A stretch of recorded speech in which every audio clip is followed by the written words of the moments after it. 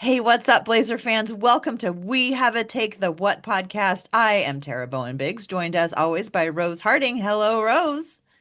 Hi, Tara. How are you doing today? I'm doing terrific. And today we are joined by a third very special guest today, Chris Burkhardt. Welcome back to the show. Hey, thanks for having me. We are so happy to have you, and we have a very important activity that we are going to engage in later on. We're going to build the 2025-2026 playlist, at least get it started. So if you're listening to this right now and you think, "Oh, I got some ideas for a playlist," go ahead and let us know on Blue Sky what you would add to the playlist. Once we'll build it and we'll share it with everybody, and then we can all enjoy it together. So that's what's on tap for later. But before we do it, we've got regular season basketball right around the corner. Chris, I would love to know like how you're feeling going into the season starting next week. Excited. And I think that's cool because it's the very first time in years that I think you've gone into the season excited. There's expectation. It feels like they're not going to do the four-letter word tank. I do think that should be added to the list of no four-letter words, right? As my daughters would say, the S word, the F word, and the T And word. the T word. Yep, tank. But no, that's how I'm feeling. Is just there's excitement in the air. I remember the rally for Damian Lillard about a month ago or so now, where thousands of people showed up at Pioneer Courthouse Square, and we were doing the Rip City Drive live. And I looked over at Chad, and I was like, "This is the first time in probably 3 or 4 years where the pride of being a member of Rip City is really showing." And I think people have kind of bottled that up for a little bit, didn't like the downtime. But now it's just there's excitement in the air. Before recording, you said it, Tara, that like you went to the preseason games. They didn't feel like preseason games. There was an electricity there, even though the stadium was half full. So yeah, excitement is definitely the word that comes to mind for this season. Now, you have the radio show, and will you just give us a rundown of all of the different activities that you're going to be involved in with the Blazers and with the Blazer programming and the radio, so we Yeah. can make sure we know when to tune in to hear Yes, Chris Burkhardt? of course. You can find me on Courtside Monday, which is every Monday from 6 to 7 on Rip City Radio 620. That's available on radio, the iHeartRadio app, and YouTube.com. That will be every Monday, unless the Blazers are playing, of course.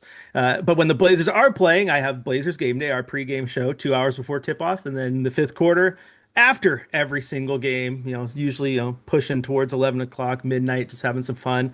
And then, of course, there is the 1977 podcast, which just dropped its season 2 episode a couple days ago. So there's a lot of Blazer content coming from this voice. I love the 1972 podcast because I think I told you last time is that it's like the perfect length for shopping in the grocery Shopping. store. So you put that baby on while you shop for your groceries, and 20 minutes later, you're done with your job and you've acquired some new knowledge about the That's team. I appreciate that. That is good. So of all of those different in all those different ways, except for I guess maybe the 1977 podcast, you get to interact with lots of fans. What's the feeling like from the folks you're hearing from now? It sounds like maybe it's a little bit different than in the last few years. It is because it's really interesting because like the fifth quarter in particular is it's a call-in show and we rely on fans calling in and talking to us after the game. And when took over for Chad, which was what 2 years ago, it was still Dame was here. Things were still kind of looking good when I was filling in for him. And I actually started as a producer for it a few years ago too. I mean, we were getting just flooded with calls every single night. And then obviously the last 2 years with the tanking and the draft, the calls just fell off. Like people just didn't want to talk about the Blazers. We had guys who called in all the time and then, oh yeah, as soon as Dame was traded, like I have no interest. I'm not calling in anymore. But now that he's back, those people are starting to call again. You're starting to see that level of excitement, and yeah, I'm hoping that the phone lines light up all year. And from the fans' perspective, like that's the big thing. Like every time you talk to them, it's playoffs. Are we a playoff team? Do you think we can make the playoff? Like again, that expectation is there, that excitement. So yeah, there's definitely been a switch of the mentality from the fan side of things, which is fun to see. For you, looking at, what the Blazers did over the summer and, getting ready for the new season, what are you looking forward to? Well, I think the first thing that comes to mind is growth. You still need to see growth from these young Blazers. I contend that there's a camp who says that they're not focusing. All right, that they're not going where you want to do because they're not focusing on their youth because they brought in the veterans. They say they're trying to win, but they're not. Like I totally disagree with that. I think the addition of Damian Lillard is absolutely a move that signals that they want to win, even though he's not playing this year. They went into the offseason with the biggest need for this team was shooting. And they went out and accidentally, because no one thought he was going to be available for Portland, got the best shooter on the market. Now he's not playing this year, but he's going to fit in very nicely when he's able to come back. I think Drew Holiday is plug and play right now, loves being here, which is really funny for all the aggregation sites that said he was pissed off about the trade. That was really funny. And then people look at me weird when I'm like, come on, guys, are we really that dumb? No, the Bleacher Report said it. Kick rocks. That's not the case. He's having fun, but they have those moves. But that also has the youth with that, where you need those guys to produce. You need jumps from Shaden Sharp. You need to be convinced that you still are seeing an upside from Tumani Kamara. And I'm just saying that out loud because I love Tumani Kamara. I know he's a part of the future. I'm just saying. So that's what you want to see is those young guys grow, and then you want to see what pieces you really have that fit well next to each other, next to Dame. The other day, Brendan Slaughter, our producer on Game Day in the fifth quarter, brought up a good point that he thinks this year is a test year in which you're going forward, you're trying to win, you want to see what you have, but you really get an idea of who's going to fit where in the long run. Do you have like is Jeremy Grant really the piece you want to trade, or does he fit with you? Is Drew Holiday here for the next few years? What about Robert Williams? Like there's questions here, but you can answer those questions while simultaneously saying we're focusing on winning now. We're going to put our best foot forward and try to win as many ball games as possible. So I think that's kind of where the mindset is. Rose, after seeing all four of the preseason games, what stands out to you that you're looking forward to? Honestly, I'm just looking forward to seeing different looks. I think that we have a lot of interesting pieces now and a lot of cool guys that we don't really know how they play together yet. We saw a little taste of it, I think, in preseason. There were some funny lineups out there. I love seeing some of like the young guys get some run. But honestly, like I totally agree with what Chris just said, is it's really easy to feel like win now means you have all the information, and that's not doesn't have to be true. You can seek more information while you're also still building for an imminent winning, because that's the nature of life, man. Like, you never have all the information, and even if you do, it's changing all the time. So, it'll be fun to see what Shaden can do. It'll be fun to see if Baby Roops can figure it out. Like, it'll be fun to see a lot of these guys that like haven't been told that it's time to win, what they can do when they say it's time to win now. Like honestly, like how can you expect to know a whole lot about some of these players when the job at the time before was not to win? I mean, and respectfully, as much as we all like them, you're waving the white flag when hey, we're starting Delano Banton all week. Like, come on now.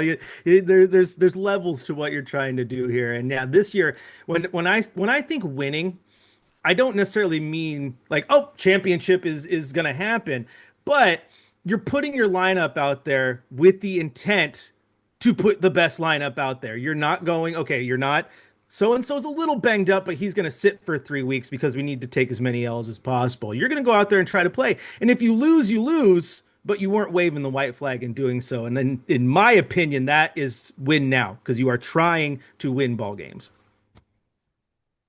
Yeah, What I'm about you, looking. Tara? Well, What are you excited about?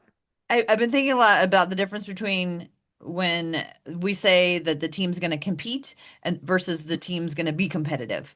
And I think at this point, in my mind, compete is like you're up there in the same echelon as like the top tier teams, and being Mhm. competitive is coming to play every night and giving every team your best.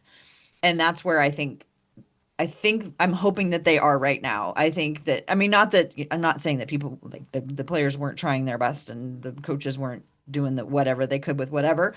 I don't think that they're ready to like compete at the high level. I remember Shaden in the first 3 years, all he said was, I just want to compete. I just want to compete. Like, I'm so sorry, Shaden. But I think you're gonna at least gonna be able to be competitive this year. I think they're gonna be able to hang with the higher teams, and hopefully in a way that if they were doing it in the last couple of years, it was more of luck and rather than by design. So yeah, Well, when you talk about compete too, like the last few years, the joke was that the Blazers were everybody's get right game. Mhm. If you're competing and you're putting your best foot forward, you're not the get right game anymore.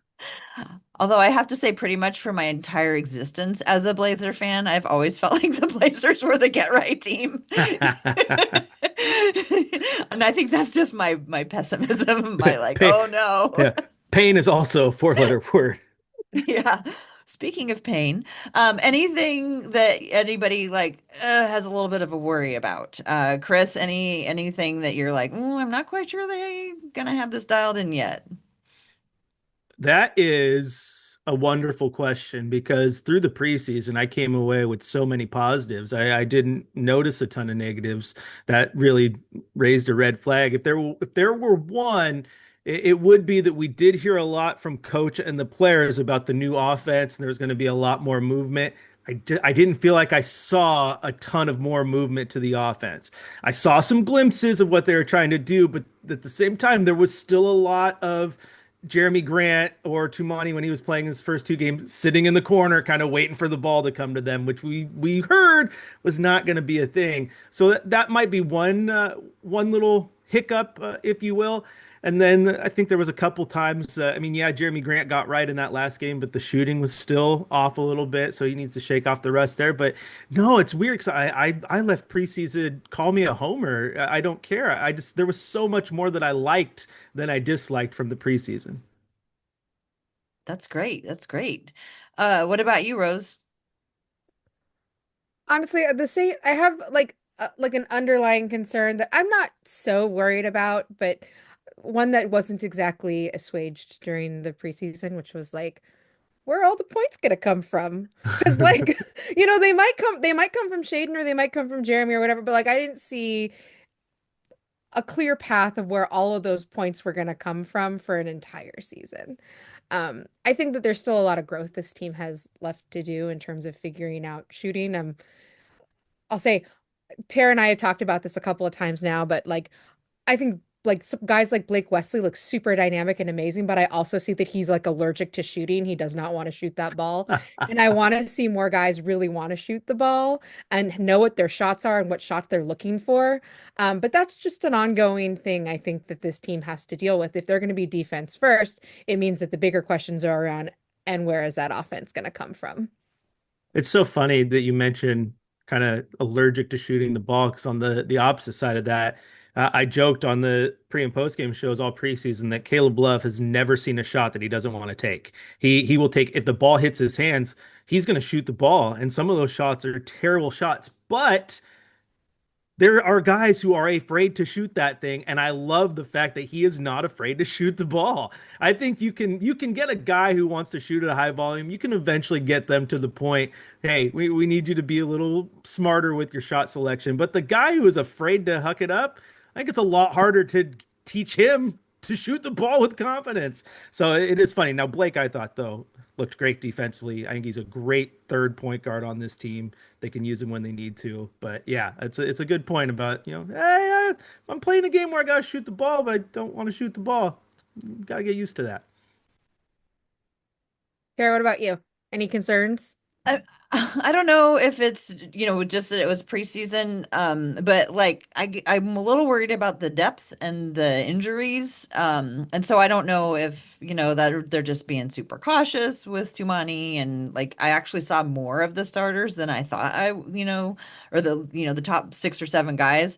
I saw more of them than I thought that we were going to see in the preseason, but I just worry a little bit about the drop off and not being able to go very deep. I think we could have a good 6 or 7, but then after that, it's like, I'm not sure where we're gonna go. And then the fact that like the two of the starters who also were I think first and third most prolific scorers on the team are gone. That's like that's a big gap they're gonna have to make up. But then when they scored 70 points in the first half of the first game, and the other team also scored a lot of points. I was like, wait, where's this defense? So I don't even know. I'm just ignoring the fact that the other teams tended to score a lot of points. I'm just ignoring the fact that that happened, and I'm hoping that that was just preseasonness. And once the regular season starts, we'll see the defense that I was expecting.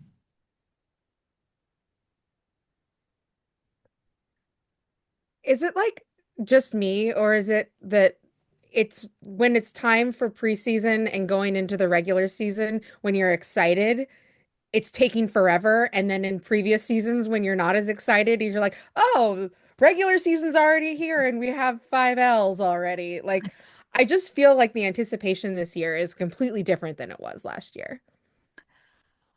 I would definitely agree with the anticipation, at least on my personal. Yeah, I'm so excited for it to start.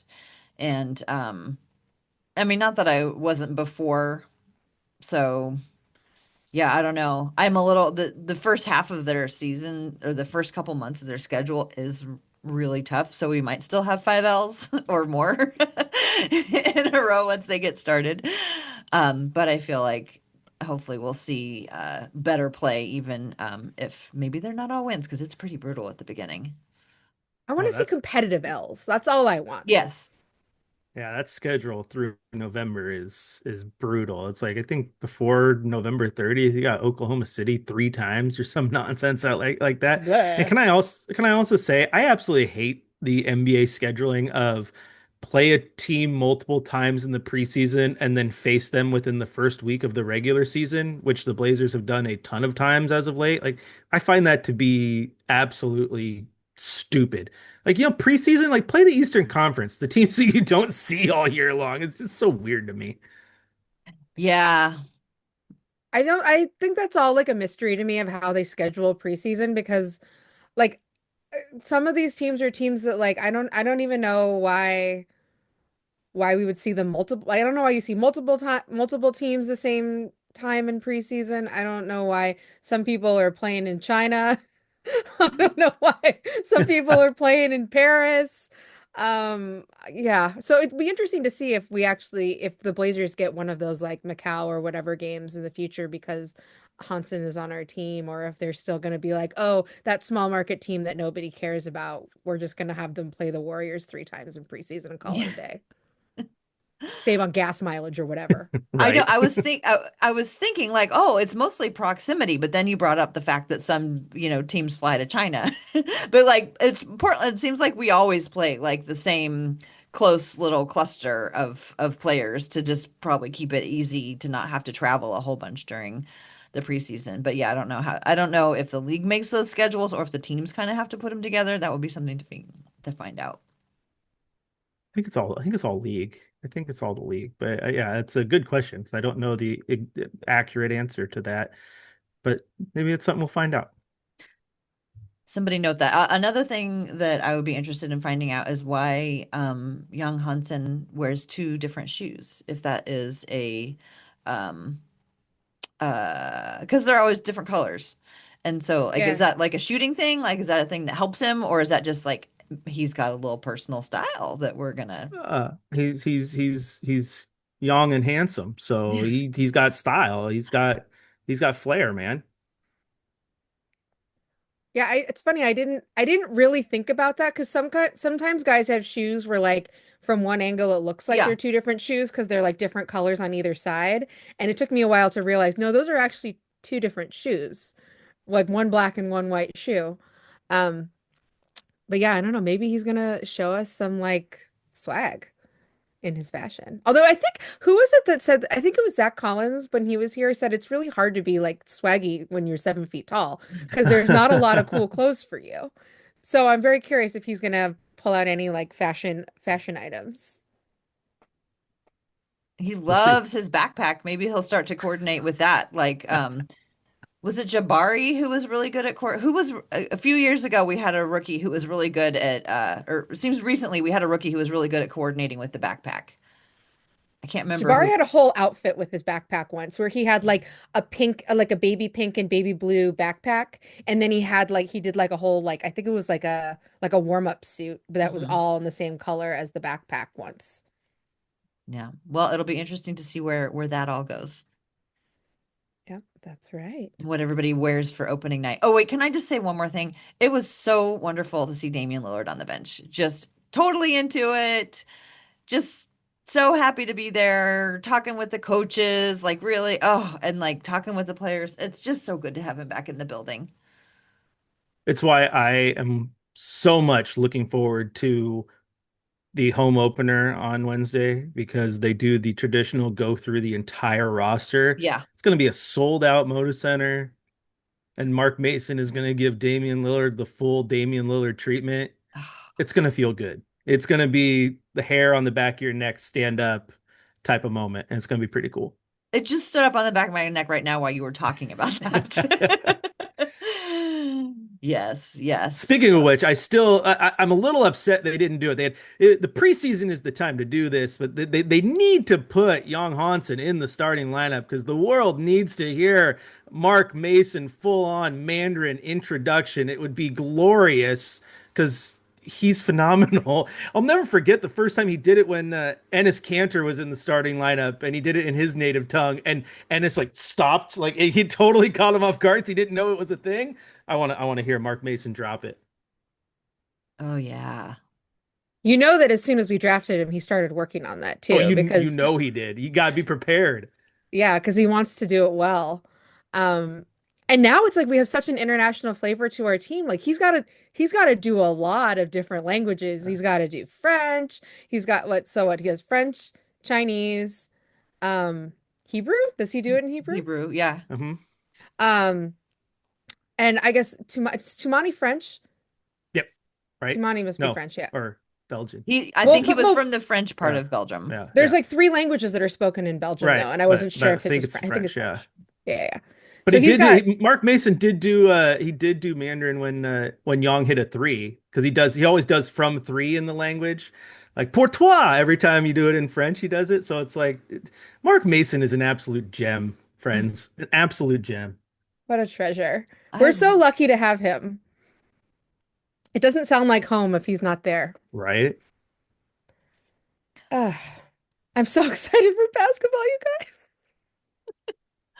Well, let's get started making a playlist. Yeah, let's do it. So, for listeners who are new, every year we like to make a playlist that kind of captures the vibes of the season, maybe puts out some wishes into the world for the team, whatever you want. We like to make a playlist and then we invite you all to also send us your additions and we'll add them to our playlist and we can have it all season long and revisit it and also look back and see if we were woefully misguided at the end of the season. I have to say, I've gone back and listened to old ones, and they're just like such a like a walk down like nostalgia lane. Like I remember when we got Derek Jones Jr. And so we had all these songs about like flying and airplanes. And then when I found out that Dame was coming back, I went and listened to we made a Dame VP playlist one time when Damian was having like an amazing year and like there was actually like a little bit of talk, so we made like a Dame VP playlist. And then we also made a Dame is leaving playlist. And that was like all sad, but it was also like really good. And, it's fun to go back and watch them. And they're all like saved on our YouTube page. So you can go back and find if anybody wants to listen to previous playlists. They're Love it. nice little time capsules of teams of the past. Um, so let's get the 2025-2026 playlist started today, shall we? Chris, you're our guest today, so I'm gonna let you go first. No, What no do you pressure. what do you want to put on the 2025-2026 Blazers? We have a Take Blazers playlist. Well, we're gonna start here, Rose, with one of the greatest rock instrumentals of all time. If you're familiar with the historic Hall of Fame band Rush, they dropped a song long ago, long before we were even a twinkle in our parents' eye. called YYZ. And if Uh-huh. that doesn't ring a bell to you right now, I'm going to tell you why this is an important song. YYZ is the call sign for Toronto, which is basically kind of Shaden Sharp's hometown. I mean, London is just right down the street, right? So you got Toronto, you got a Canadian band. YYZ is all about that Toronto pride, the Canadian pride, and I think Shaden Sharp is going to have a breakout year. So for Shaden Sharp, it's YYZ at the top of my playlist. I love that. Your lips to God's ears, Chris. We want to see Shaden Sharp have a breakout year. I didn't know that about that song. I'm shocked to know that. Also, what a horrible call sign for an airport. Did they get Yeah. last pick? I thought that was what's on the zipper pull. Eh, I Why don't is it know. why why oh it's I think there's X's on the zipper. yeah. YX something. I Yes, love the that. absolute fun fact about that song too, and what makes rock music so incredible is the intro is just a bunch of like short notes, and it's because the intro notes that they play is Morse code for YYZ. So it's just rock and roll's phenomenal. That's so cool. Can you get them to play that like when Shaden does stuff? I mean, I will work on it. YYZ, Yeah, it almost rhymes with macaroni and cheese. Maybe we could play around with that a little bit. we can work on this. Oh, they could have a special YYZ mac and cheese at one of the, when they do like a collab with restaurants, somebody could have Absolutely. YYZ mac and cheese. And then Shaden, you know how last year DeAndre Ayton created a pizza that fundraised for his foundation? Hmm. Okay, I see the vision here. Shaden can create a mac and cheese that he can sell somewhere to raise money for his foundation. It can be the YYZ mac I and cheese. like this. I like this. And now I'm hungry and I want some mac and cheese. You need to call up the montage cart. The montage cart does Oh all yeah. those kinds of macs and cheeses so they could do a special one with Shaden. There we go. We got it all figured out. Chris, you nailed it right out of the gate. Good Thank job. you. Oh my goodness. Tara, how are we going to follow that up? Uh, well, it's not far off like generationally, because I chose a song by The Who, and I chose "Who Are You" because this is the year that I think we really need to know who are you. I was listening to the song this morning, and it's like about a guy, and this is like not I'm not making parallels, obviously. But it's like a guy wakes up, he's just kind of like going through his life. He's like waking up in like a storefront to like cop down the street knows his name, and he's just kind of like floating through, and he's just kind of going through in his mind, like, I gotta know who I am. I gotta figure out who I am. And I think, after last year we saw some glimpses. We were like, maybe you could be that. So is that going to be like really who you are, or is that just like a phase that you went through? So I am nominating "Who Are You" by The Who as my first song for the 2025-2026 playlist. I love that. Perfectly on theme. Who Are You by The Who. This is Um, such a great song. I'm going to be like way out here in left field because my music is fundamentally very different from what you and Chris have chosen. But uh, I think still on theme. My first choice is for all the Swifties out there, and it's called Out of the Woods because I think that that's something that I will be like thinking about at the beginning of the season. And, like the refrain of that one is, "Are we out of the woods?" Are we in the clear yet? And I think that like this is just maybe like the trauma of the last couple of years of having to like do so much rebuilding, looking for guys, and it's like, are we really out of the woods? Are we really here to like try to win? I'm very hopeful, but I'm still approaching the season a little bit with like cautious optimism because I don't want to be like overly optimistic and then be like disappointed because I like this journey that we're on. I like it. I like it. I like it too. No, that's okay. This is my complete ignorance about Taylor Swift. Is that an old classic Taylor Swift, or is that like a new? It's from her album 1989. So it's not new. It's like I think 4 albums ago. Okay. Um, but it was one of the ones that she had to re-record to Mm. reclaim ownership of the masters from. So it's a it's an oldie but a goodie. Um, yeah. Well done. Chris. All right, we're Do- back and we're coming out of left field here, okay, for a band that probably not a lot of people have heard of, let alone listen to.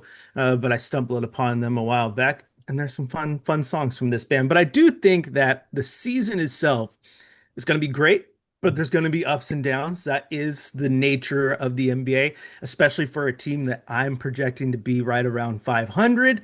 So we're going with a song whose title explains it, and this is a song by Electric Callboy called Elevator Operator. And the whole song is about moving up and down and all around, right? But it's got a good beat. It's nice. It's fast. You don't expect a song about an elevator or the metaphor in there to be this good, but it is. And just, if you're going to have your ups and downs, you got to enjoy it while you're doing it. I love learning about new artists and new music, and this is new to me. Are they a contemporary right now? Do you know? Are they from a They while? are Uh-huh. a newer band out of Germany, and they are techno meets metal, and it is a mashup that I didn't expect would be so good, but they are really good. Very talented a group of guys. That's I amazing. yeah, and I totally agree on like the up and downs. Like I think a lot of Blazer fans that I talked to were all preparing ourselves to be ready to be able to handle that. That it's like it's not all of a sudden like everything's done. It's not like they're fully baked yet. It's like we saw a glimpse of something. Some people have even taken notice outside of Rip City that the Hmm. Blazers were doing something, but we gotta approach this slowly, carefully, meticulously, and not just like be like it's they're all done. When Scoot got drafted, that's when I was saying we're 2 years away from 2 years away, which I learned from other media members. So technically, if you're looking at that, if that at that timeline, we're still 2 years away. Hmm. The 2 years away from 2 years away part, that part's done, but they still have time to develop. And yeah, I love the idea of an elevator as a metaphor. Can't wait to go listen to that. I also took it in a different place where I was thinking about elevators as like something that like lifts you up. So like and we have a lot of bouncy guys on this team. We're like I don't remember the last time we had a team with this many athletic players. So I was thinking about it in terms of like the elevator going up. Um, Hmm. maybe for those dunks, Tara. Yeah. Ooh, there you go. Like the Derek Jones Jr. airplane year. Now we've got the elevator Yeah, year. that's right. The Shaden Sharp, Tumani Kamara, Blake Wesley elevator. I love it. Tara, what's your next pick? Well, this one is reflects the fact that we have a lot of different players, like you were just saying, bouncy players, fun athletic players, and any night, any of them could be doing something really fascinating that I can't wait to watch. So the song that I chose it's by Ava Max from the Barbie movie, and it's Choose Your Fighter. I have no familiar otherwise with that movie. It's one of those ones I keep meaning to watch, but I do love the song and the chorus or the pre-chorus is if you want to break out of the box, you want to call all of the shots. If you want to be sweet or be soft, then go off. If you want to go 6 inch or flat, want to wear hot pink or black, don't let nobody tell you you can't because you can. And like if those guys can just carry that into every game and just go for it and whoever goes off, I'm totally here for it. I love that. I also you haven't seen the Barbie movie? No, I'm so woefully behind.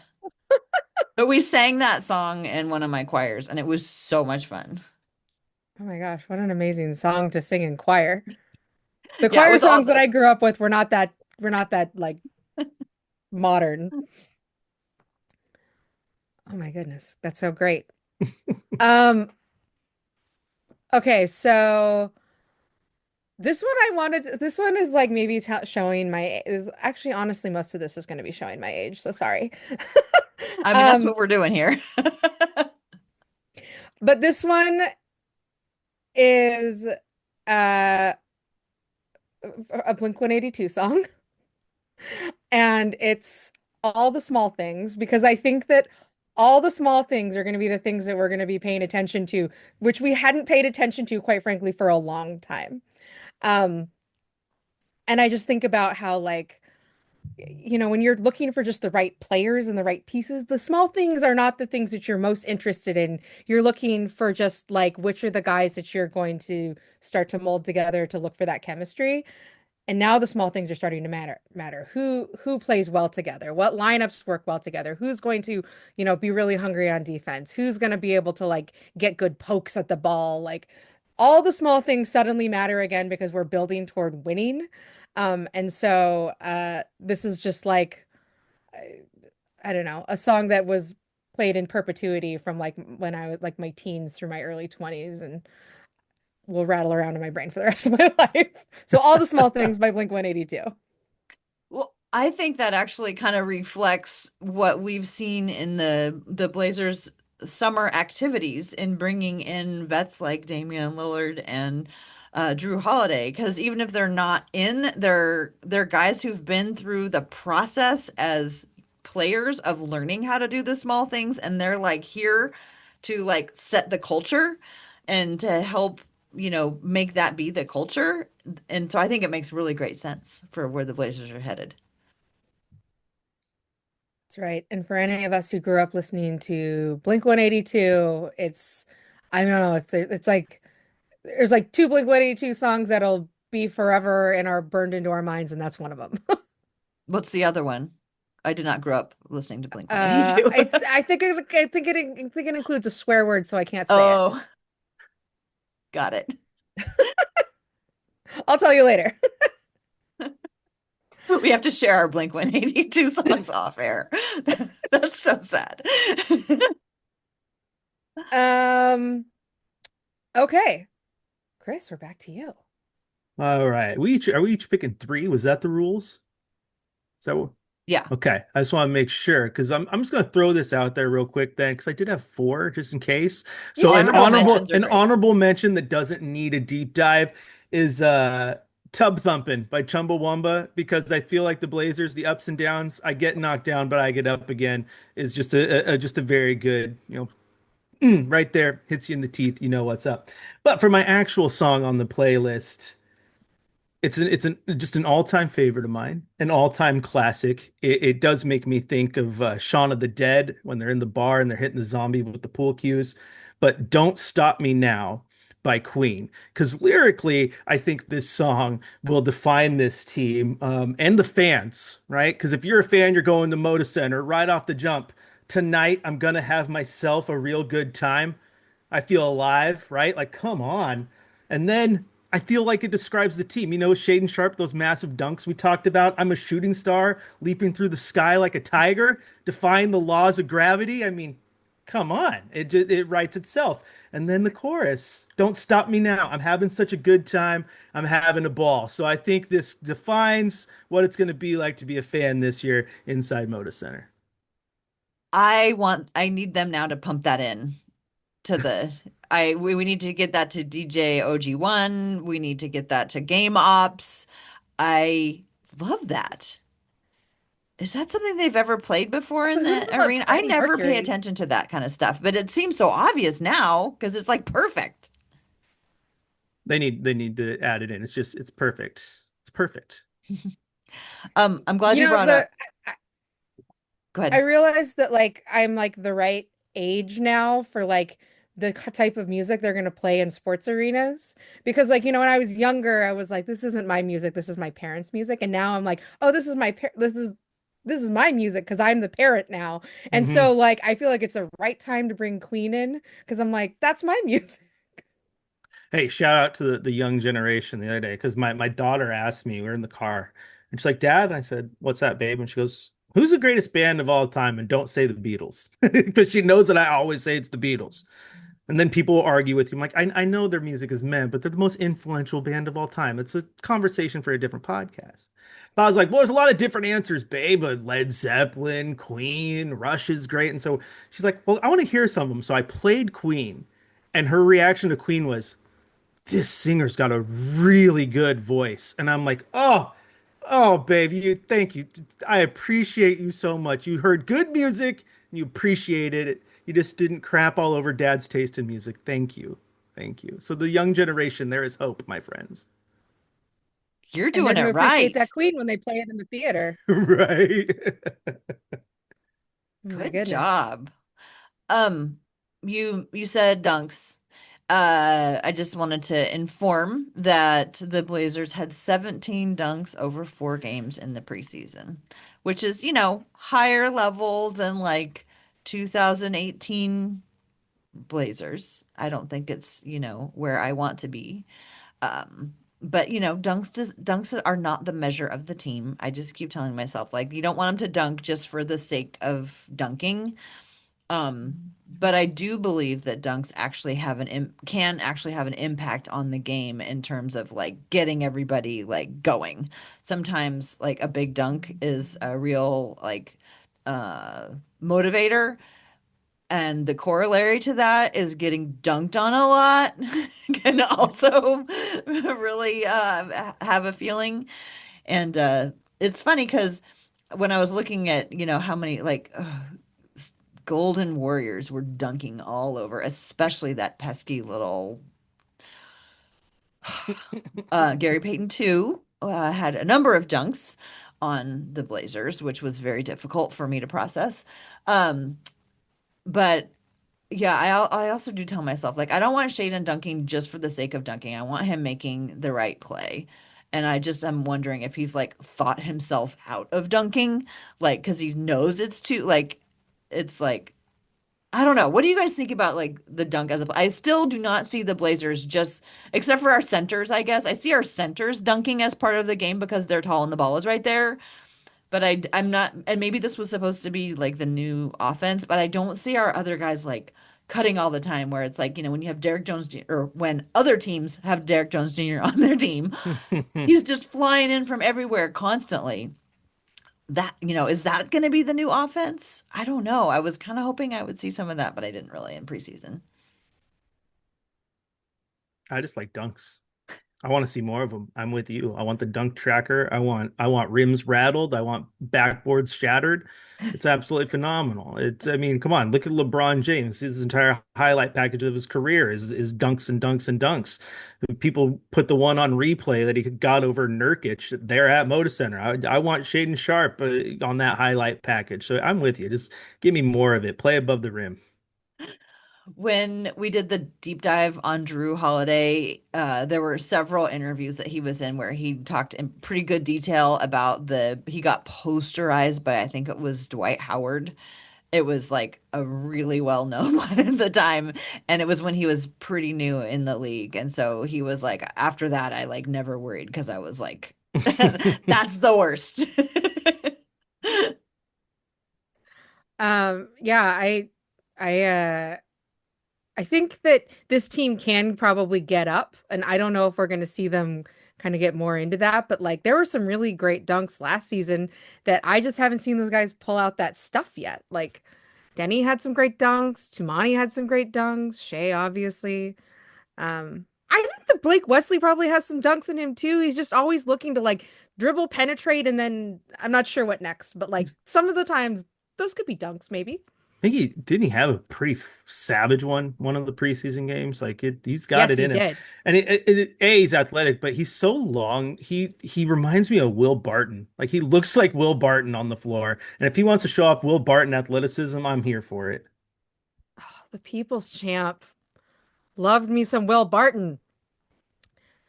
Um, shoot, man. I because I want to see dunks. Show me the dunks.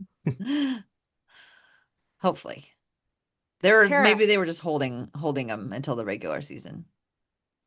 Tara, do you have Yes. a My song? third entry is by two people sing it. The Dire Straits did the original version. The version that I grew up listening to is by Mary Chapin Carpenter, but it's called The Bug, and it contains the line that I say frequently, and I believe that I will be saying even more frequently this season. The song is called The Bug. The line is sometimes you're the windshield, sometimes you're the bug. And I think that that is like last year they were on a train to lottery station. And this year I think it's going to be more like in terms of like you're either the windshield or the bug. Sometimes it comes together, sometimes it doesn't. And I think we're going to see a lot of variation in that. And it's, as opposed to being like a train headed straight for a particular destination. So, yeah, I love that song. It's a great song. And I love that line, and I expect I'll be saying it a lot. Sometimes you're the windshield, sometimes you're the bug. Sometimes it all falls together. Sometimes you're in fool in love. Sometimes you're the Louisville Slugger, and sometimes you're the ball. And I really think that's gonna be a number of games because I think they've got all the parts, but whether or not they're gonna be able to put it all together, a lot of that is gonna be up to chance, health, the other team, whether or not the other team is hitting their threes. I think that's going to be a big thing we're going to need to pay attention to this season. So yeah, that's my third entry for the 2026 playlist, The Bug. That's amazing because I'd never heard that song before, but I do like this idea that sometimes you're the bug and sometimes you're the windshield. And it just kind of it's a little bit of up to chance what you are that day. Yeah, and it takes out the like the good and the bad of it. You know what I mean? Yeah. Like I'm so tired over the last few years listening to some I don't know that I ever heard it from you, Chris. But some members of the media just saying they're just bad, which is like I get it. Like intellectually, the Blazers were not a good team, but every time that word goes out into the universe, it just makes me go cringe. And like, it's like, okay, yeah, you're a truth teller, but you're also telling the universe, and the universe seemed to really cling on to that definition of the Blazers for a little bit longer than I wish it had. So I like the windshield and the bug thing because it kind of takes out the like the good and the bad. It's just like, this is your team now, and this is your team today. This is your team tomorrow. This is what they did today. And even good teams can be the bug. Yeah, exactly. Yeah. And then you Yeah. you worry less about it because like if you're a good team and you lose, like you spend all this time like stressing out over it and worrying about it, and like the team has to just move on. And so like we have to just move on too. I love that. I have an honorable mention that I don't really want to put on the playlist, but I want to say because it's a little bit of a joke. Okay. Um, so my honorable mention is I Want It That Way by the Backstreet Boys. But here's why. My favorite part about that song, one, it's a great karaoke song. My favorite thing about that song is that they never say what way they want it. They want it that way. I mean, That way, yeah, that way, that way. They don't say what way they want it. And I think of that as a little bit of like a funny relationship that we have with our basketball team is we want it like sometimes when we don't like what we're seeing, we want it a different way, but we don't really know how to fix anything. Like nobody knows how to fix it. And so we're like, no, not that way, this way, that way, this way. And that's just like, I don't know how I feel a little bit about our team. Like we're gonna want it a different way sometimes. Like I don't think anybody's gonna have the right answers, but but we want it that way. I like it. Absolutely like it. Um, so that said, that's not really my pick because I don't want you to have to listen to that on this playlist. My real pick is like a little bit of a manifestation pick. Because I didn't see this as much as I wanted to in preseason, and I'm not saying that it's not going to happen. Um, but I heard all the stuff about how we're defense first, but I also saw us give up a lot of points. Yes, that's totally. I saw a lot I was giving up a lot of points. I saw a lot of turnovers. Like I saw a lot of things that like you probably wouldn't want if as a defense first team. So this is a song that I want for a manifestation for our defense called Pretty Savage by Blackpink. Um, and it's a song about being pretty savage. And it also, I mean, it also kind of has a play on this like pretty good looking and savage. In if you like know the Korean lyrics, but and I do think we have a very like handsome team this year, so there's that. But I also just want us to be pretty savage on defense. Like I want to see that come to fruition. I don't want to be like, why did we give up 125 points as a defense first team? Like for this, I think, experiment of our team to work, I think that that defense has to be pretty savage for us to feel good about the path that we're on. So pretty savage. I've had that exact same question. Okay, love the song, or love I don't know the song, but I'm going to love the song. I love the pick for the song. But I have to say that's one of the things that I kept asking myself during the preseason. Like, where's all this defense that everyone's like, oh, they're going to be solid defensive identity. And that's where I was like, okay, maybe it's just because it's preseason.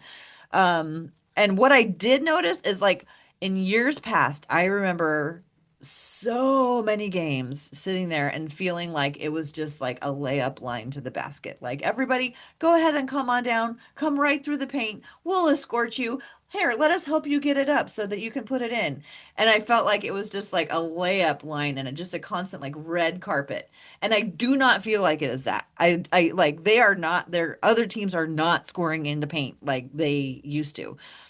But where are they scoring from and why are they scoring so much? Chrissy, what have you observed in terms of that? Mm, yeah, I didn't mind the defense as much in preseason. I think it's one of those things like preseason is what it is. I don't think he's rolling out his full defensive playbook or his full offensive playbook, which is why we saw a lot of subdued stuff. I hope that's the case. I hope I'm not wrong and we are just going to get boring on both sides. But what I did like defensively was outside of the team sets, one-on-one defense was pretty sound. Drew Holiday was good, and I thought Shaden Sharp was much improved to the preseason games. Obviously, you have two and Denny who are good on that end. So those one-on-one games are going to be good. Where the team struggled defensively was with small lineups, and Coach Billups needs to get away from DC and Young at times if those are the guys he's running. Because when you put DC out on the arc and Hong even worse, they get blown by. They can't stay in front of guys. They got to be down in the paint. So I did notice that. And then again within the team structure of the defense, the all five. Uh, yeah, I think there was a little bit to be desired for sure, but I thought the man defense was good, and I would just hope that the rest follows and gets better with the season, especially when you're adding a guy like Drew Holiday. I mean, if you have the potential with this team's healthy and you can roll, I want to see it, but roll a lineup out there with Drew, Matisse, Tumani, like Robert Williams, and then whatever piece you want to put out there. I mean, that's a good defensive team. At least it should be, and at least with what we've been told over the years.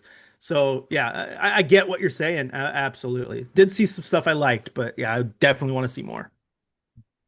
I loved watching Shaden get excited about playing defense. Like Tara and I talked about how we saw him like celebrating like a turnover that he helped create. Like I saw him get a really great poke on a ball, and also like not only did he get the steal, but he got like control of it. Like it's it's really amazing to see him come along defensively because I think that's always what we've been hearing, like at least the last year or so from our front office is that they want to see him engage on defense because that's going to be our identity. And for you to stay on the floor, you got to be like, holding your own defensively. And I'll say, like, I didn't know if he could do it, but from what I've seen of him so far in preseason, I'm thrilled to see what the rest of the season can bring because he's looked far more engaged this year than I think that we've ever seen him. Man, and if you're Coach Billups, I think you understand some of these guys aren't world beaters defense. So what you want on that side is effort. Because if you don't give effort, you're going to get beat every time. The best defender in the world will get beat if they give you zero effort. So all you want is effort. And Shea got pulled out of the lineup last year for lack of effort, but he did not show that this year. And I hope what we don't get is as good as he was for media and quote gold, but I don't want to see another DeAndre Ayton type where it's 4-on-5 constantly because I refuse to get down the floor. I want everyone hustling all the time, making the stops you can, and that's the effort I did see from some of these guys in the preseason, specifically Shaden Sharp. When I asked Coach about it, he's like, "Yeah, you're right. He's locked in on that end, and that's what we want is him to just be locked in."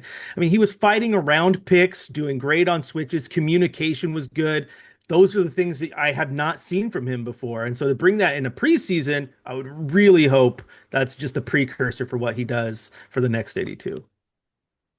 Yeah, that's such a great point.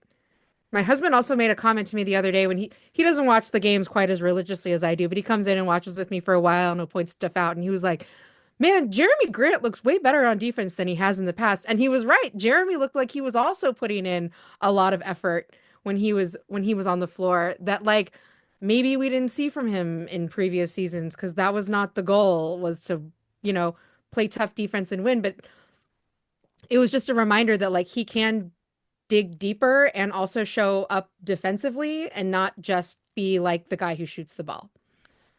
Yeah, which is why I know everyone wants to automatically throw him into the trade fodder, and I get that.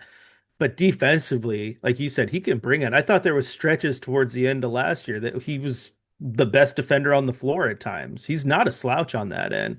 If you can get him engaged and do the things you need him to do, there's a lot of value in a player like Jeremy Grant. It's just for him, it's a matter of finding where he fits on any team he's in. I think that's been his struggle everywhere he goes. I think mentally he's a one. He wants to be the one, but that's just not his game. Like he needs to be more like a Robert Williams. I think what makes Robert Williams so valuable is that dude is talented as all hell. He could be a starting center on a lot of teams, but that backup center role, he just owns the hell out of it.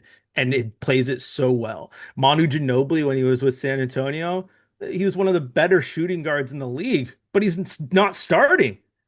Found his role, absolutely owned it, redefined what it means to be a sixth man. So when you find your role and you own it, good things happen. Yeah, I think that that's also becoming more and more important in the modern NBA is just like knowing what your role is because who starts, who finishes, all that other stuff. Like, yeah, like media will talk about that, but you know, when I think about how they went out and got Isaiah Hartenstein to go to OKC in the offseason, and he's not starting there, and he absolutely has a vital role to their success. Like, I don't think that that's so bothersome for a guy to know how they have a highly valuable role that nobody else can do to that level but them, and they can contribute to winning at a high level. Like, what do you really need to start or finish or whatever if you have that? I don't know.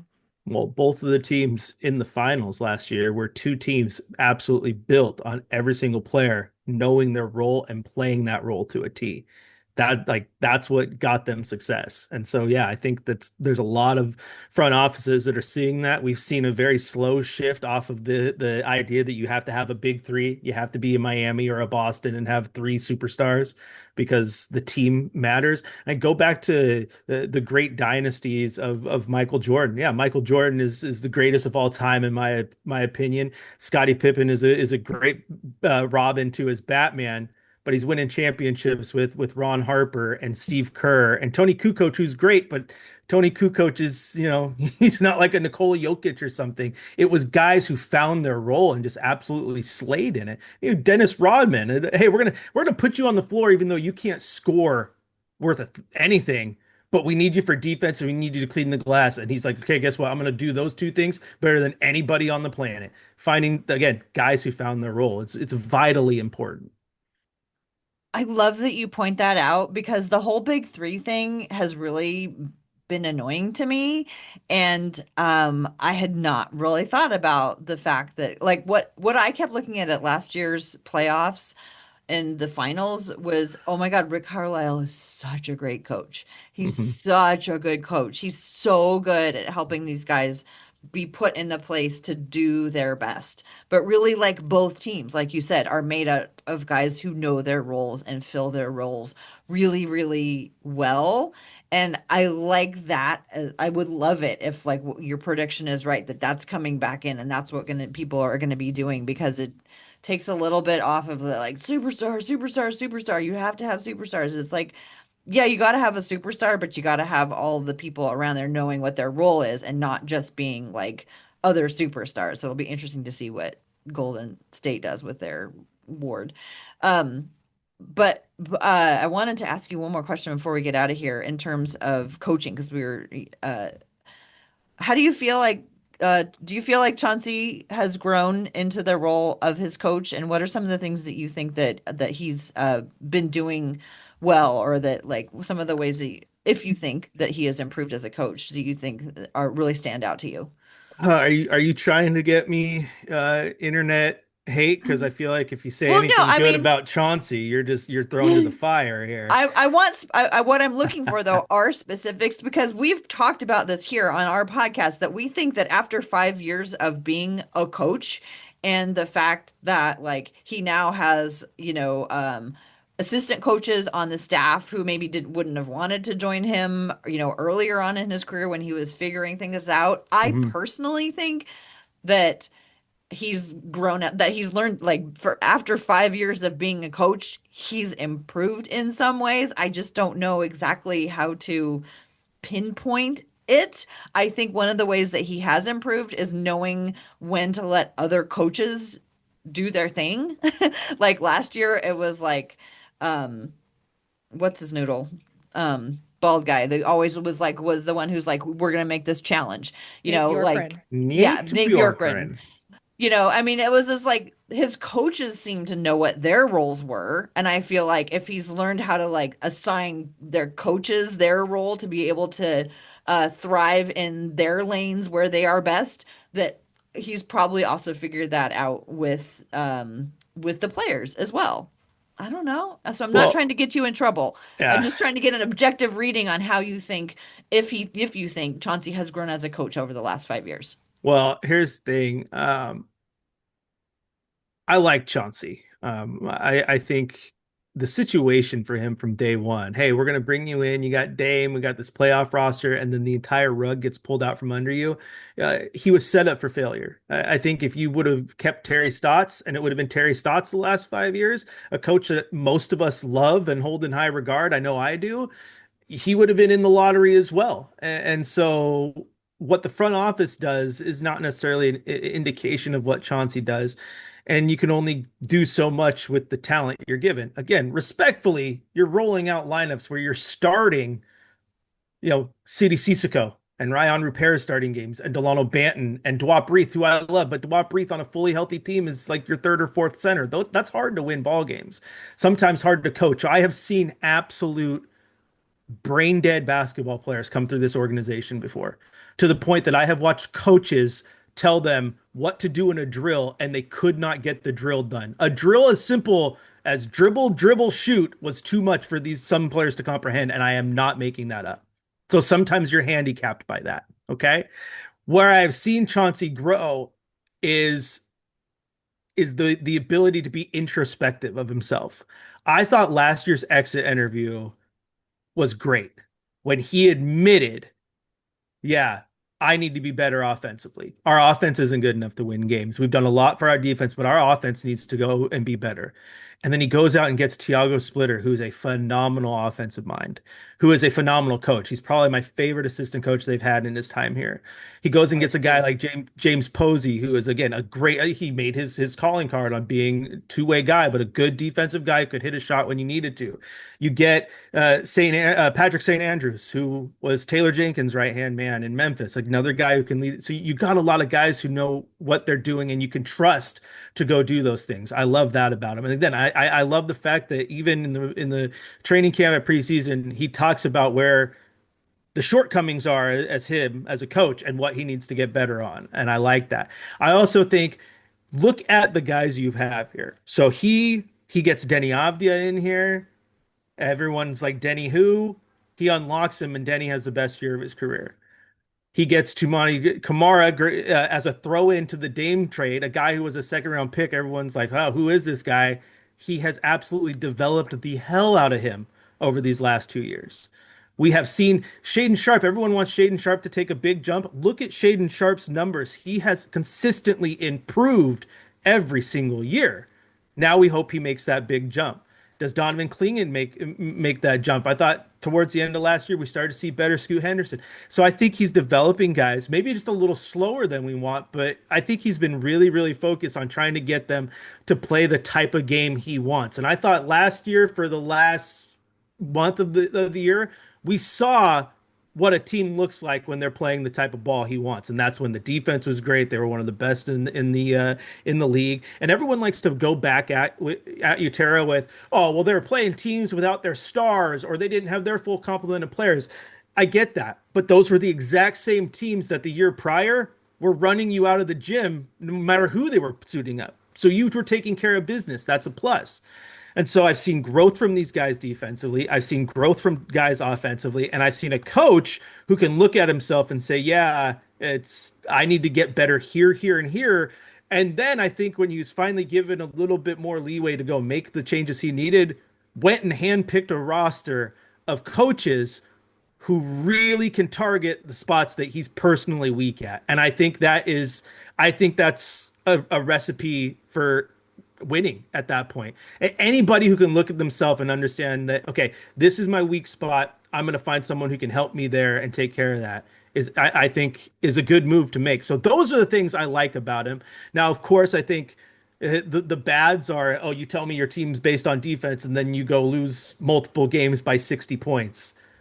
Now, if you go this year and you don't have those type of games, you go back to being competitive, like we talked about at the beginning of this podcast, then I think you're finally seeing a team that is coached by Chauncey Billups. I don't know if he's had and I know that sounds like a cop out. I'm sorry that I'm rambling here, but I just feel like he has not had a fair chance to coach a team the way he is supposed to be coaching it. When you are told by the higher ups that, hey, we need to focus on our draft lottery position, your hands are tied. Your hands are absolutely tied. When guys are not playing, when every single person on the team is having the same calf injury or the same hip injury or some other injury that we've never heard of before, and they're all sitting out and I mean, it's hard. I think he has weathered that storm, and I do think that the front office understands that he was handicapped, which is why they signed him to that extension, because they still trust him to be the guy, which I love, because I said going into this offseason that give Joe Cronin full control. And if he believes Chauncy is the guy, sign him to an extension. Let him get his guy to coach his roster. And he did. So I really want to see this year play out, because I think it's make or break seems harsh, but I think this is a year where we really can tell what you have in Chauncy. I know you can, but Burke, you've had him for 5 years. I think there's been so much working against him. And I don't think a lot of coaches would have found success in that same scenario. I'll say a lot of that I agree with. And one of the things Tara and I have talked quite a bit about is how he wasn't really a coach for a very long time Correct. before he became a head coach here. And I wonder if also those 5 years were him figuring out what kind of head coach he was going to be. And that personal journey as as a coaching identity person, like on his coaching, like learning about his own coaching identity, he could then use that to be more introspective and also figure out what's the supporting cast that puts his staff over the top. Because that first year, Tara pointed out a couple weeks ago that like there were a bunch of guys on that first like iteration of his staff that like nobody even knew anything about. They were hard for us to learn about. Nobody knew about them, but he also hadn't been in the league very long. He didn't have many relationships with other coaches. People didn't know what kind of like skills were going to be needed to fill in around him. And now that he's been at this for a while, he's learned more about himself as a coach, while this team has also learned about what they're going to be good at, and now he knows how to fill in his own gaps. Yeah, absolutely. Absolutely. And the other thing too that I think stands out that does not get talked about is I think you look at how this team has played over the last 5 years, everything working against it. All these guys for the first time, in their life experiencing losing seasons on top of losing seasons. And I think it's telling that throughout that entire point, he never lost that locker room. We have seen coaches lose locker rooms for less. The Denver Nuggets were winning ball games and Coach Malone lost the locker room. Coach Right. Billups has not lost this locker room. Now, when he first came, there was a couple players that didn't necessarily jive with him, and they kind of worked their way out pretty quickly. Robert Covington, Norman Powell, right? But other than that, He hasn't lost the locker room. And a guy who goes in last year and says, "Hey, yeah, you're pulled out of the lineup. I don't like your spirit," as he calls out DeAndre Ayton in the press conference, but still didn't lose the locker room because I think his players were like, "Yeah, I get it, coach." I thought he called out Shaden Sharp. What does Shaden do? Shaden responded. He has gotten better since being called out. He has not lost that locker room, and I think that's not talked about enough because I think that shows the respect level he has from the players inside of it. I mean, if Damian Lillard really didn't like Chauncey, maybe he's not signing, but I think he respects him enough. You know what I mean? So there's a lot there to chew on. I totally get the criticism. I think the criticism is fair. But what I don't like is when it's all just criticism and we want to pretend like there hasn't been some things that he has done that have been good. You can do both. I promise you that. But just like a young player, he was literally a young coach, basically a rookie coach.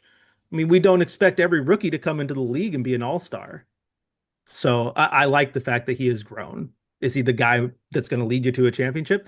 I have no idea, but I do like what I've seen from him. Also, I think he again he's a great guy to talk to. He's great with the media. Those things matter to me more so than they matter to you. But no, I there has been things that I've liked. Absolutely. Label me a homer, guys. Label me a homer. It's okay. No, but I think we're in agreement on a lot of things. Like, you know, I too feel like if you in five, you can learn a lot about somebody in 5 years. And if he had not improved at all, and if high caliber assistant coaches had not chosen to come and work with him, I would have a different opinion. But those are sort of some of the outside things that I monitor, like people who know more about basketball than I do. They're saying, yeah, I'll come and be on your staff. And so yeah, I'm looking forward to seeing about whether or not the like this identity of like this defensive identity is, I think, gonna be fairly easy and obvious to see whether or not it's stuck. Because, like, you know, whether or not the other teams are just like feel like they're just being like, you know, swarmed every time they come in. Like that will quickly, you know, let it itself be known. But like the plays, the play style, like uh what type of like X's and O's we start to see. I think that'll be interesting because it feels like this is the year like we should start seeing some X's and O's that kind of have his stamp of approval on them. Yeah, I would say back to what we said earlier that the excitement level, because this is the first year in like 3 seasons that we felt that there's actually a level of expectation. Well, I think it's probably fair that it's probably the first year to say there's a level of expectation on your coach as well. And so that's like, I think it'll be a telling year what you have moving forward. And you can't, and don't get me wrong, don't think that Chauncey doesn't realize that Tom Dundon is watching every single thing that's going on. Because when a new owner comes in, it could be the coaching staff, it could be the front office, it could be the roster, it could be anything that says, "Hey, that's not jiving with me. We need to get rid of that." I mean, Tom Dundon came into Carolina when he took over the Hurricanes, axed the general manager. Was one of his first things he did. Didn't like what he had been doing. So don't think that that's not something that these guys are thinking about. We have a new owner coming in. I may have just signed an extension. That doesn't mean my job is safe. Mhm. He's watching and he's going to do what he wants. So there's a lot riding on him having a successful season this year. Yeah, there's like contract year performance, and then there's a new owner type Yeah. of performance. I love that. Well, thank you for going on that digression about Chauncey. I Yeah, I appreciate it. apologize. As I can No, I can no, rant. I can rant. no, I'm glad because it's like it's one of those things that's kind of a hot button issue, right? I mean, you know, you start off by saying, "Are you setting me up for the internet?" Yeah. But I think it's we've got enough data that like, and we've seen enough. I think that we can talk about it and we can have conversations about it that are fair to everybody, fair to the people who have criticism, and fair to the person who we're watching. Hmm. Absolutely. I have one other question for you all. Do you have any other honorable mentions that you would like to talk about musically before we move on from the playlist, and then also invite our listeners to add their favorites? I do have an honorable mention, and I took it off because I don't want to end on a downer, so I hope somebody else has a little bit of a something else. But one song that I put on and then I took off was Here Comes the Sun because I was like, oh, it's gonna be great. Everything's gonna be like, we're all coming out of this storm. I'm always talking about driving through the storm.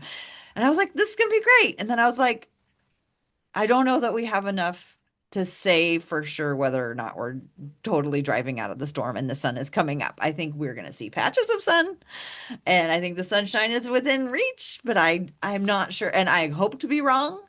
I will be glad to be very wrong. I just don't think that this is quite the year. I think maybe next year or the year after is when we can add "Here comes the sun" and say definitively, "Here it comes, sun, sun, sun, here it comes." So somebody give me a better one, a happier ending. I have one. I have one that I had on my list, and it's another one that shows my age. But I also feel like there's a good chance that we hear this one in the arena, and that's Mbop by Hanson. Because I think that for people of a certain age, like myself, like when people hear the name like Hanson or in Hanson, people are going to think about that song. And I also saw people talk like joking about how we should call him Mblock instead of Oh, Mbop. Which I'll say remains to be seen. We don't really know. I don't think we know what kind of player he's going to be just yet. We've seen kind of some ups and downs from him this season. In the preseason games, we saw that one amazing game where he looked really great for that one stretch, and then we saw that last game. He didn't feel like he had a good game, and you could tell. Um, but I would love for him to have a little anthem that we could attach to him. And that's one that's going to be a little annoying because people remember that song as a little annoying, but that's okay. Uh, I think we might hear it. Just a thought. and we want our team to be annoying. That's right. We want We them want to to be be annoying. annoying to play. Yeah, Annoying to Yeah, play. exactly. I like that.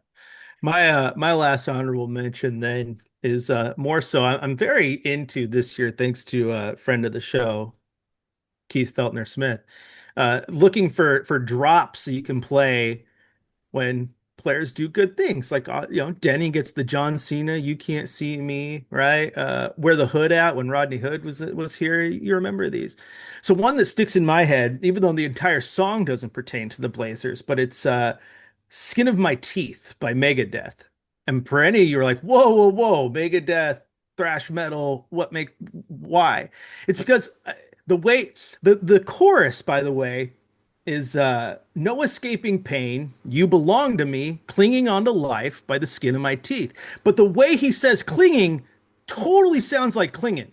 And I just I just envision Donovan Clingan as this big brooding center who's like, no escaping pain, you belong to me, clinging on to life. I'm about to block the shit out of your shot. I love it. I absolutely love it. And so that is why I want clinging on to life dropping every single time Donovan Clingan does something awesome. So that's my random honorable mention out of respect for DC.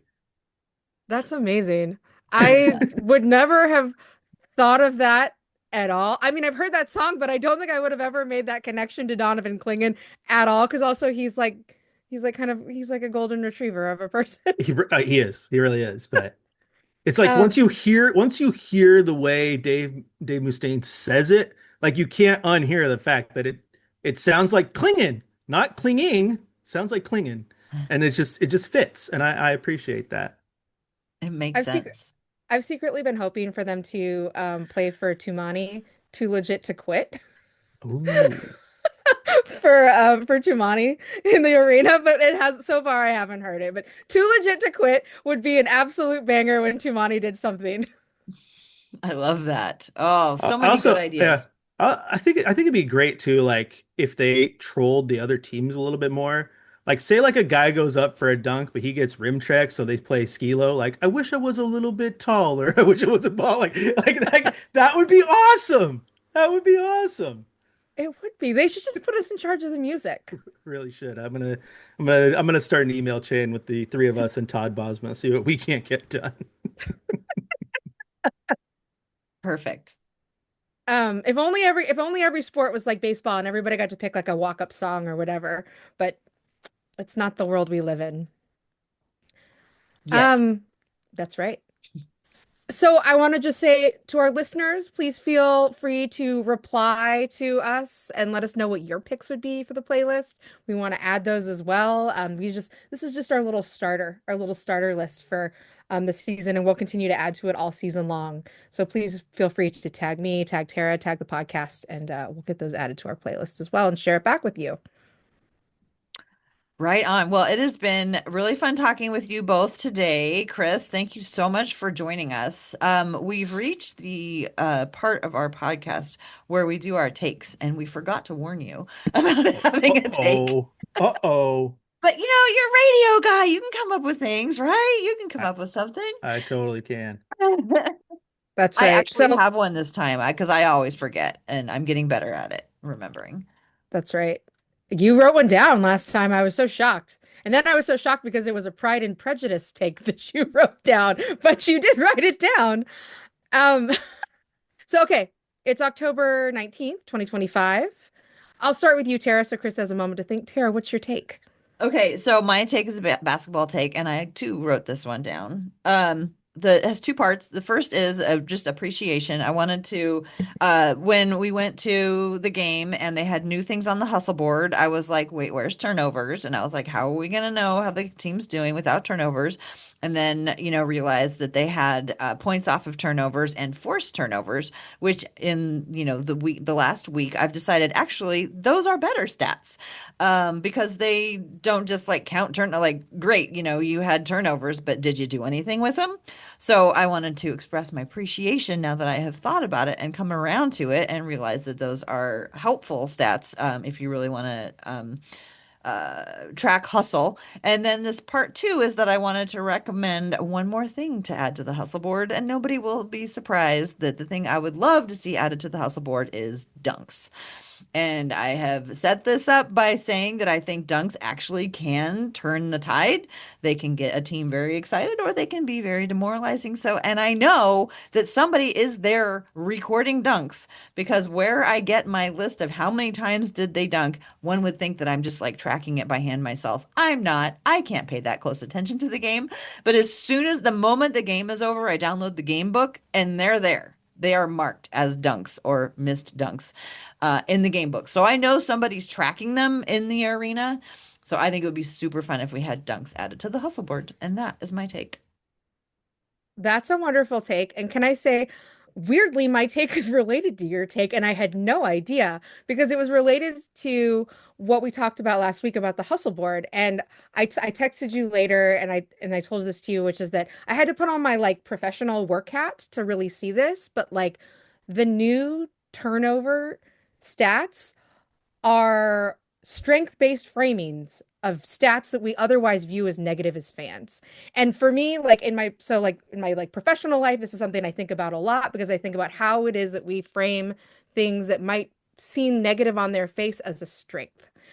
So, you know, instead of focusing on something that is a negative, which is ball security, it is now focusing on a strength, which is what another team did positively related to that turnover. So it's not highlighting the ball security, it's highlighting what strength was being used in order to make the most of that turnover. And anyway, just I recognize like how hard that is to do with a lot of things, and I appreciate that the Blazers wanted to focus our like effort and energy and our on something positive, I guess, instead of something that's negative. Because I like, quite frankly, sports has enough negativity to go around. There's plenty of criticism, plenty of ways to be negative about things, but finding a way to frame what would otherwise be a negative stat in a strength-based way so that we can focus on what our team is doing well and not what they're doing poorly is awesome. 100% agree. And That's now my people take. can see what our texts are like. Well, that was strengths based. Oh my gosh, you're right. Yeah. It's like one Okay. of the meme, like the couple in bed, like it's like usually the girl, like, I wonder what he's thinking about, and it's the guy is like thinking about sports stats, but it's like the other way around. Like, I wonder what she's thinking about, and like what could be on the hustle board, like that. These are the things that we fall asleep to. Like, it's being a sports fan is just funny. So, okay, so I guess it's my turn. Improv in true radio fashion. I'm just gonna lean into the new scoreboards with you for a sec because an underrated part of the scoreboard is not what is represented on the hustle boards. It's what is overlaid over them during an opposing free throw. Have you paid attention to this? Have you noticed this? Is that when the giant hand comes up? Oh, it's not just a giant hand, my friend. It's either the face and the hand of Doug Fur or the face and the hand of Blaze the Trail Cat, just overlaid over the entire board, just creepily staring down at the opposing player shooting a free throw, and I kind of love it. Okay, this requires a little bit of explanation, but oh my God, it makes so much sense now. So the new scoreboards on either end of the arena are much bigger than they were before, and they're also much more flexible digitally, so you can just like project anything onto them. Where I sit, I can only see like the Jumbotron blocks a lot of Okay, that. So okay. all I see is every once in a while I notice like this You giant see the hand hand? covers Okay. up part of the scoreboard, and I'm like, is that a mistake? What are they doing? So now what I understand is that whole The scoreboard whole just is like scoreboard's covered, and a, you a get the two mascot hands, head and shows up. just like the eyes just staring at you, and I'm like, I'm waiting for someone to miss a free throw because they look up right at the wrong time in their dribble, and it throws them off, and it's absolutely hilarious to me. So yeah, I'm a big fan of the boards, and since you all threw kind of two in there, I got another take that is definitely not hot, it's just awesome. But as a Pacific Islander, right? Like I had the chance last year when it was AAPI month. We had the Calo HCC come in. I was talking to them about getting the opportunity to do that and how representation matters. Like when I was a young kid, The Rock. I've told this story tons of times on radio. Sorry if anyone's heard it for the 10th time here, but like I love The Rock. Why? Because I knew The Rock was from Hawaii, and that's where my grandparents were born and raised, and like his grandpa looked like my grandpa, and those things matter. You gravitate to what you know. So why I bring that up is because the underrated value of Young Hansen right now is not just the fact that the Blazers are now kind of must-see TV in China, where the NBA is absolutely massive. Like what football is here, that's the NBA overseas there. They love the NBA. And so now you get the eyes on the Blazers. Right or wrong, he has a lot of pressure riding on his back because of it. But part of the reason that Moto was so electric was for those two games was there was a large contingent of Chinese fans in that building rocking Young Hansen jerseys. There was a guy right in front of Media Row wearing a Young Hansen jersey, which is like it's preseason and that guy's jersey's everywhere. They did the tic-tac-toe game at one of those preseason games, and the two guys playing each other were wearing Young Hansen jerseys. Like I have not seen a rookie come in with just this type of just love and all eyes on him, right? And then when Young is sitting there shooting a free throw, that fan who was in front of Media Row starts yelling at him in his native tongue. Like, and it was obviously words of encouragement. And I'm like, if you're Young Hansen, when you brought up being away from home, family overseas, but then you look or you listen in the stands and you're hearing people yell at you in your native language, you're looking out, you're seeing all the jerseys. It's the power of representation. And I think that's absolutely phenomenal. The fact that the Blazers kind of lead the way with their representation of, like you said, French and all this stuff, it's absolutely phenomenal. But honestly, just seeing the power that that has, and it's like the power of having the WNBA in town too. Like unless you can kind of have, if not, I don't want to box anyone in, but like having daughters, right? And understanding what that means to have another thing for them to look at. I remember when I took my daughters, like I think it was about 2 years now, to a Thorns game, first Thorns game. And my oldest daughter, who was what, 7 or 8 at the time, looks at me and goes, "What? The girls get to play this too?" The representation matters, right? Whether it's male, female, Chinese, Pacific Islander, Japanese, all that. So that's my take, is how absolutely phenomenal this is to have Young Hansen for the Chinese community here in Portland, to have one of their own to latch onto. And that might be small potatoes to a lot of people, but to a lot of people, it's the entire world. And it's freaking awesome that it's happening here in Rip City. You're here. I love that take, Chris. I Thank you. a great regret that I have is that I never bought Ha Sung-jin jersey when he was on the Blazers, because he's the only Korean player to ever play in the NBA and I am Korean, and he had just happened to play for my team. but like I still remember him even though no like he's not like he had like a huge basketball impact here. But for Koreans, it's like he's the guy. He's the guy who did it. And you just hope that they're not the last. That Mhm. representation door is open and that we'll see more people that look like us that come from where we come from. Absolutely. And now Ha Jin rocks YouTube with like 500,000 subscribers. And I said this to someone, they're like, no way. I'm like, yeah. He's like, what kind of content does he make? It's random. So I pop it up and it was him just like making food with his family. And it's like the dude's phenomenal. He's phenomenal. I probably have. I've told this story. Have I told you my Ha Jin story? No. Okay. Real quick, story time. See, I told you guys I like to talk. I said this on radio the other day too.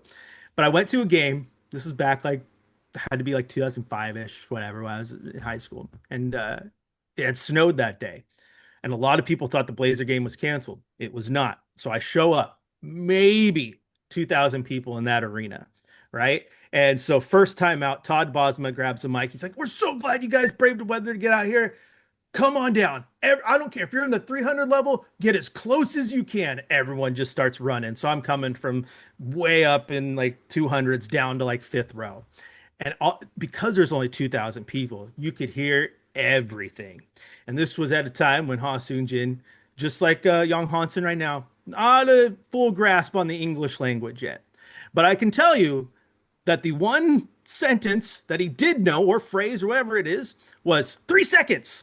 And so this entire game, he's just sitting in the paint and he's just yelling, 3 seconds, 3 seconds, 3 seconds, 3 seconds. Like what? It was the most entertaining game I'd ever watched. Like I'm like, you're on offense and you're yelling 3 seconds. Like I don't think you're grasping what 3 seconds is. But the dude was just having a ball, and I'm like, I respect it.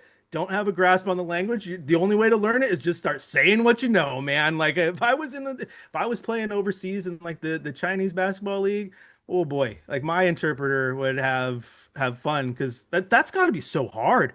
Absolutely so hard, let alone play the game too. But I just never forget when you could hear him yelling just 3 seconds, 3 seconds, just nonstop. It was great. It was great. I love Ha. He was awesome.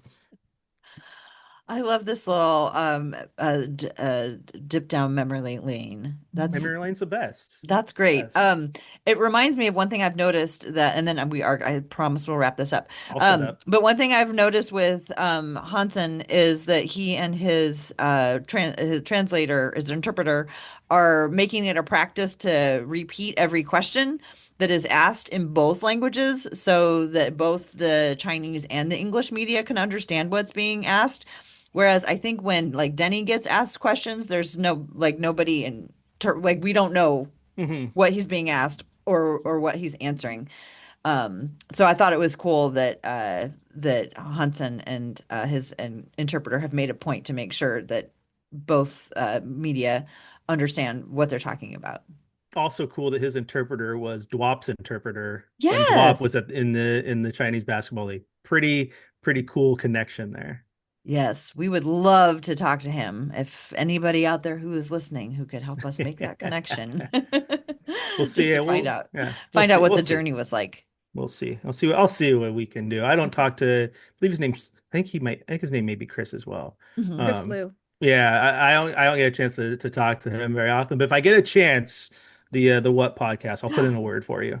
Oh, Thank you well, so thank you. much. Yeah, we want to know like the story. Like Yeah. how did he end up doing that? What's it like? Well, everyone, thank you so much for listening to us. Chris, thank you so much for joining us today on this very important episode that we like to start every season with. You told us at the very top where people could find you, like where and when. I'm not sure if you also shared like social media handles where people might be able to find you. Social media, Chris J. Burkhardt's the name on X, Blue Sky, whatever platform you're using. The Chris Burkhardt on Instagram. I got to fix that. I just need to be the same all the way around. And then, of course, just go to Rip City Radio. And I know that the name radio is confusing. You don't have to be in your car to listen.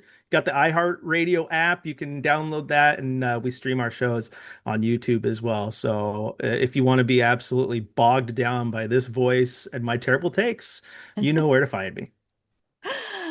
Great takes. Thank you so much for joining us. You can find me at TCB Biggs. You can find Rose at Rose L. Harding. You can find the podcast at We Have a Take. We are on all the regular platforms, plus we're on YouTube. If you want to see me waving my hands around constantly, then you can tune in to YouTube to find out that. Thank you so much, everyone, for joining us, and go Blazers.